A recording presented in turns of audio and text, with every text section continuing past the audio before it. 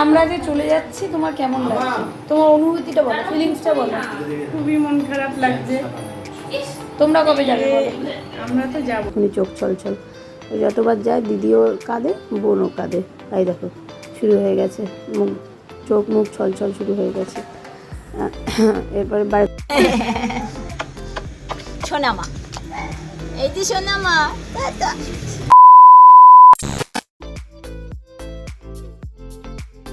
Hello বন্ধুরা, তোমরা সবাই কেমন আছো? আশা করি তোমরা সবাই খুব ভালো আছো। আমার একটি নতুন ব্লগে তোমাদের অনেক অনেক স্বাগত। আর আমরা ভালো আছি, কিন্তু খুব একটা ভালো নেই।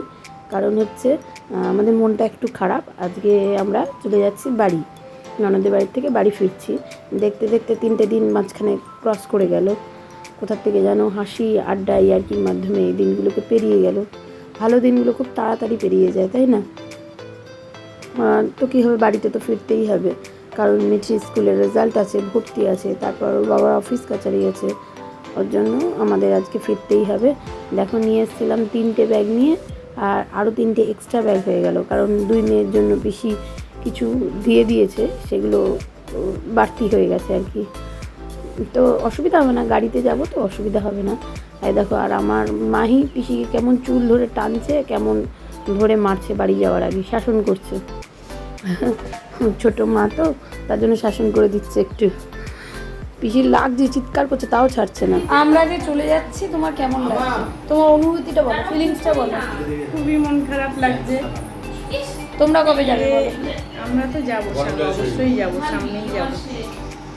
এই অনুভূতি, এই যে চলে যাওয়ার পরে ঘরে ঢুকতে ইচ্ছা করে না, ঘর ফাঁকা হয়ে যায়। একটু কান্নাকাটি করবে পরে। তবে এটা বলে সান্ত্বনা দিচ্ছি মনকে, কারণ যেহেতু 26-এ বিয়ে, মাঝখানে আর কটা মাস পড়ে রয়েছে, 11-12 মাস। তো ওদের এখন প্রচুর আমাদের বাড়িতে যেতে হবে, কারণ বিয়ে তো আমাদের বাড়ি থেকে হবে। তো যেতে হবে, অনেক কেনাকাটা আছে, অনেক বাড়িতে কাজকর্ম আছে, ওর জন্য ওদের যেতে হবে। এটা বলেই মনকে সান্ত্বনা দিচ্ছি যে কিছুদিন বাদই তো আবার দেখা হয়ে যাবে। কারণ আমার বড় মেয়েটা এত দিদিকে ভালোবাসে, পিসিকে ভালোবাসে, ওদের প্রতি এত টান। ও প্রতিবার ওরা আমাদের বাড়ির থেকে যখন যায়, তখনও আগের থেকে কান্নাকাটি আরম্ভ করে দেয়। আর ও আসলে তো কথাই নেই। ওর জন্যই ওকে বোঝালাম যে আর 1-2 মাস পরেই তো আবার পিসিটা যাবে, মন খারাপ করিস না, এই বলে বুঝিয়ে নিয়ে যাচ্ছি। আর নিজের মনটাকে অবশ্যই সেই বলেই বোঝাচ্ছি।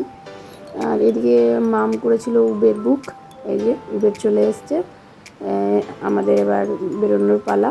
ওদের ঠিক গলির সামনের থেকেই গাড়িতে আমরা উঠলাম। তার জন্য ব্যাগগুলো রাখতে অসুবিধা হয়নি, খুব একটা। গাড়ির ডিকিতে ব্যাগগুলো যাবে সব তুলে দিয়েছে।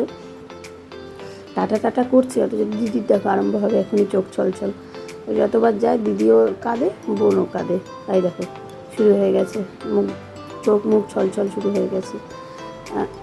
এরপরে ঘরে গিয়ে হবে পিসির কান্না, কারণ ভাইজিদের প্রতি অন্যরকম একটা টান ওদের। পিসি পুরো নিজের মেয়ের মতনই আমার মেয়েকে, বড় মেয়েকে শাসন করে, আদরও করে, সব রকমই। আর দেখো ওই দিন ছিল খুব গরম, ওই জন্য আমি বারে বলছি গাড়ির এসিটা চালিয়ে দিতে। কারণ মাহিকে এমনি একটু ফুলাতা পরিয়ে নিয়ে এসেছি, অসুবিধা হবে না এসি চালালে। এত ভেতরটা গরম ছিল, আর বাইরের থেকে যদি কাচ নামিয়ে দিতাম, তাহলে বাইরের হাওয়াতে চুল ঠুল এলোপাতাড়ি হয়ে যেত।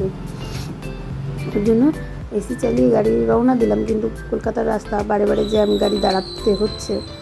কিন্তু হয়েছে কি, আমার কোনোদিনও 4 চাকাতে না বমি পায় না, গা গোলায় না। কিন্তু সেদিনকে মনে হয় খাওয়া দাওয়ার জন্যই হবে, দই টই খেয়েছিলাম, তার জন্যই হবে এত পরিমাণে গা গোলাচ্ছিলো। আমারও গোলাচ্ছিলো, মিঠিরও গোলাচ্ছিলো। তার জন্য গাড়ি প্রায় 3বার করে গাড়ি থামিয়েছে।